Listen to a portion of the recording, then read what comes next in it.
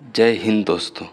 16वीं शताब्दी के अंत में हिंदुस्तान में विश्व की कुल उत्पादन का 25% माल तैयार होता था। इसी वजह से हिंदुस्तान को सोने की चिड़िया कहा जाता था।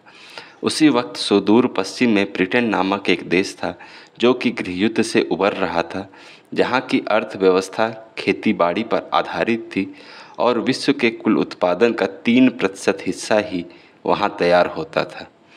उस वक्त किसी ने भी यह नहीं सोचा था कि ब्रिटेन अपने देश से 20 गुना बढ़े और उस वक्त के धनी देशों में से एक और इसकी 25% आबादी पर सीधे शासन करेगा। आज की कहानी है सन 1600 में 21 वर्षों के लिए व्यापार की अनुमति लेकर निकली ईस्ट इंडिया कंपनी के कंपनी सरकार बनने की। कृपया इस वीडियो को अंत तक ज़रूर देखें, क्योंकि इसके अंत में पूरा टाइमलाइन दिया गया है ईस्ट इंडिया कंपनी का। स्वयं भी देखें और अपने सभी मित्रों को भी शेयर करें। इस चैनल को सब्सक्राइब करके बेल आइकन दबा दें ताकि इस तरह के वीडियो आपको निरंतर मिलते रहें। सन 1498 में वास्को डी गामा ने जब भारत से व्यापार के लिए नए समुद्री रास्ते की खोज की, तब से कई यूरोपीय कंपनियां भारत आईं। इन्हीं में से एक देश ब्रिटेन में 31 दिसंबर 1600 को सर जेम्स लैंकस्टर ने 200 व्यापारियों के साथ ईस्ट इंडिया कंपनी की स्थापना की। ब्रिटेन की महारानी एलिजाबेथ फर्स्ट से चार्टर के द्वारा 21 वर्षों के लिए इंडियन सब कॉन्टिनेंट और साउथ एशियन देशों में व्यापार की अनुमति प्राप्त की। सन 1608 में सर विलियम हॉकिंस का हेक्टर नामक जहाज़ सूरत में लंगर डालता है। शुरुआत में उसने काफ़ी मुश्किलों और समझौतों से 1612 में सूरत में पहली फैक्ट्री डाली।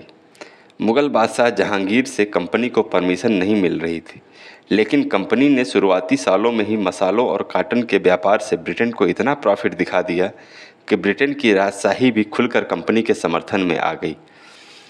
मुग़ल बादशाह जहांगीर को मनाने की जिम्मेदारी जेम्स फर्स्ट ने सर थॉमस रो को सौंपी, जिन्होंने शाही दूत यानी अम्बेसडर के तौर पर काफ़ी वायदों के साथ मुग़ल बादशाह जहांगीर से अनुमति हासिल कर लिया। सन 1612 से 1647 तक भारत के दक्षिणी हिस्सों में कंपनी ने एक एक करके 23 फैक्ट्रियां खोल लीं और सेंट फोर्ट डेविड में किलेबंदी भी शुरू कर दी, जहां वह अपने विश्वास पात्रों को रख सके। हालांकि सब कुछ इतना आसान नहीं था। कई जगहों पर विरोध हुए, कई जगहों पर मुग़ल अफसरों ने मनमाना टैक्स वसूला, परंतु कंपनी फिर भी प्रॉफिट में रही। फिर कंपनी ने बंगाल की तरफ रुख किया और 1651 में हुगली नदी के किनारे पहली फैक्ट्री डाली।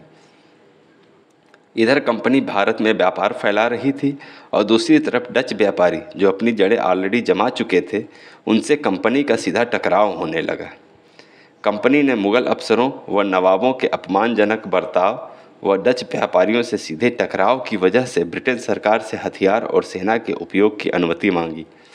1670 में चार्ल्स सेकंड ने विदेशी ज़मीन पर उपनिवेश स्थापित करने के लिए कंपनी को सेना का उपयोग करने की अनुमति दे दी।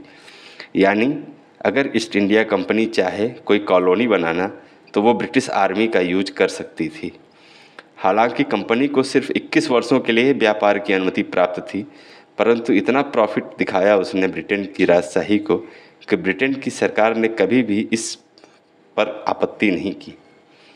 सन 1652 से 1674 के बीच भारतीय व्यापार पर कब्जे के लिए ईस्ट इंडिया कंपनी व डच व्यापारियों में 3 युद्ध हुए और अंततः कंपनी ने जीत हासिल की। ब्रिटिश सेना का साथ मिलने पर ईस्ट इंडिया कंपनी का मनोबल बढ़ गया। उन्होंने बॉम्बे पर कब्जा करने की कोशिश की, जहां मुग़ल सेना ने उन्हें दौड़ा दौड़ा कर मारा, खूब नुकसान किया। अंततः सन 1690 में कंपनी ने औरंगजेब से माफ़ीनामा लिखा और औरंगजेब को काफ़ी हर्जाना भी दिया। 1696 में कंपनी ने बंगाल में कालीकाता नामक गांव में किलेबंदी शुरू की, जो बाद में कलकत्ता और अब कोलकाता हो गया है। फोर्ट विलियम के निर्माण की वजह से कंपनी और नवाबों में काफ़ी झगड़े हुए। 1696 से 1753 तक बंगाल के नवाबों, पहले मुर्शिद कुली खान, फिर अली वर्दी खान और अंततः सिराजुद्दौला ने कंपनी को काफ़ी परेशान किया।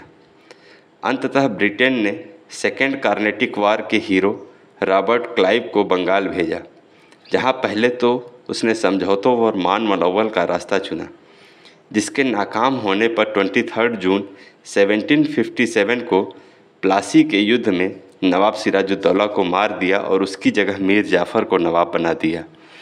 ईस्ट इंडिया कंपनी को इस युद्ध से 15 करोड़ ब्रिटिश पाउंड मिले। अकेले रॉबर्ट क्लाइव को 2,34,000 पाउंड मिले। प्लासी के युद्ध ने भारत में ईस्ट इंडिया कंपनी को कंपनी सरकार बना दिया।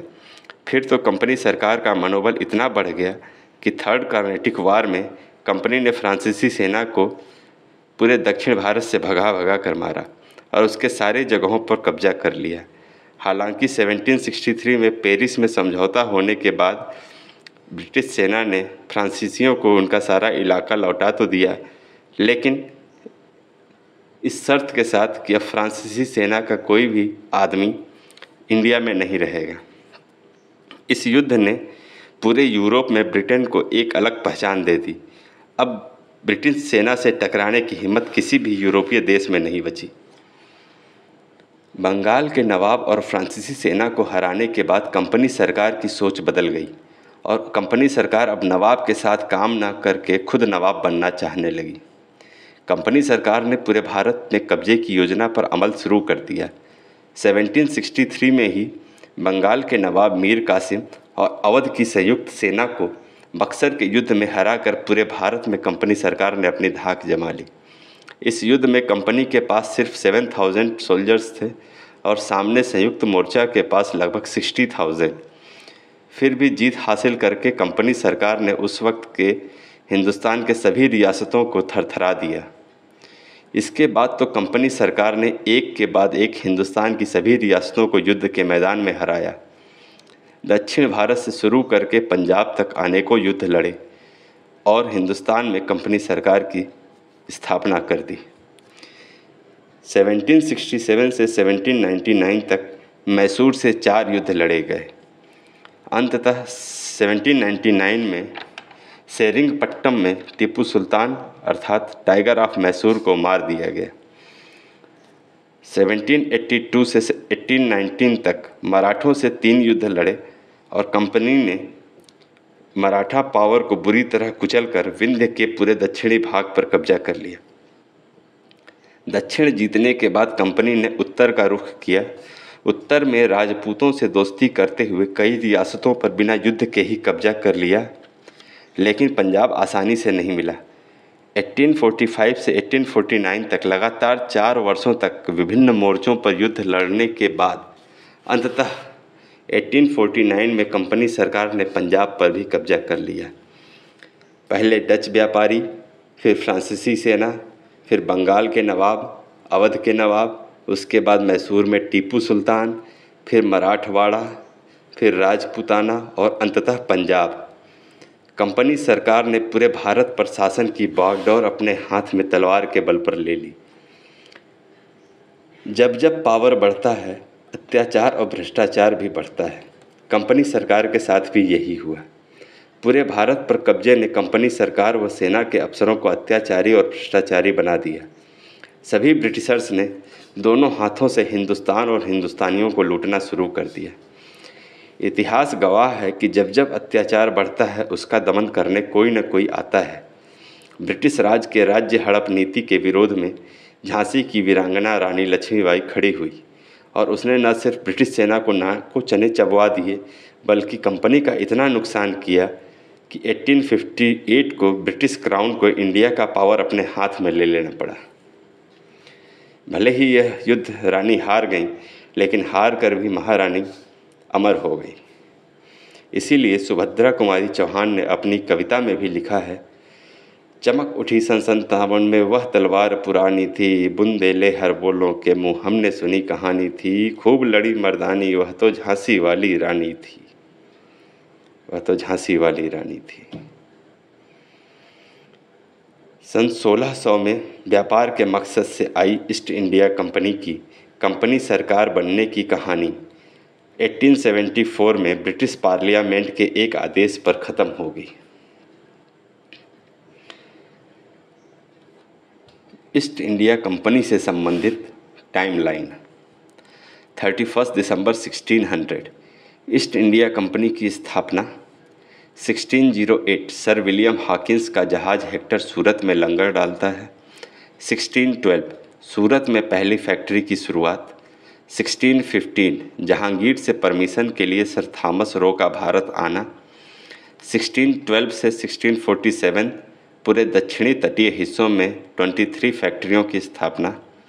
1651 बंगाल में पहली फैक्ट्री की स्थापना। 1652 से 1674 कंपनी और डच व्यापारियों के बीच 3 युद्ध। 1670 चार्ल्स द्वितीय द्वारा उपनिवेश स्थापित करने की अनुमति। 1696 बंगाल में सर विलियम फोर्ड के निर्माण का प्रारंभ। 1744 से 1763 कार्नेटिक वार्स। 3 कार्नेटिक वार में फ्रांस को भारत से हमेशा के लिए बाहर निकाल दिया गया। 23 जून 1757 प्लासी का युद्ध, नवाब सिराजुद्दौला की मौत। 1763 बक्सर का युद्ध, बंगाल और अवध की संयुक्त सेना की हार, कंपनी का एक नई पावर के रूप में बनकर उभरना।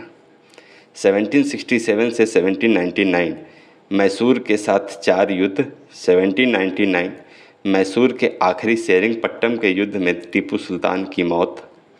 1782 फर्स्ट एंग्लो मराठा वार, कोई विजेता नहीं, सालूबाई की समझौता। 1803 से 1805 सेकेंड एंग्लो मराठा वार, कंपनी विजेता, परिणाम उड़ीसा, आगरा और दिल्ली पर कब्जा। 1870 से 1819 थर्ड एंग्लो मराठा वार, कंपनी ने विंध्य के पूरे दक्षिणी भाग पर कब्जा कर लिया। 1845 से 1849 एंग्लो सिख वार, 2 युद्ध, कंपनी विजेता, परिणाम पंजाब सहित पूरे उत्तरी भारतीय मैदान पर कब्जा। 1857 झांसी का युद्ध, कंपनी विजेता। 1858 भारत का शासन कंपनी के हाथ से निकलकर ब्रिटिश क्राउन के पास जाना। 1874 ब्रिटिश पार्लियामेंट के आदेश पर ईस्ट इंडिया कंपनी का अंत। तो मित्रों, यह कहानी आज की थी ईस्ट इंडिया कंपनी के 274 वर्षों के शासनकाल की। British state direct imperial rule पर अगला वीडियो जल्द ही आएगा। कृपया इस चैनल को सब्सक्राइब करें, शेयर करें। भारत माता की जय।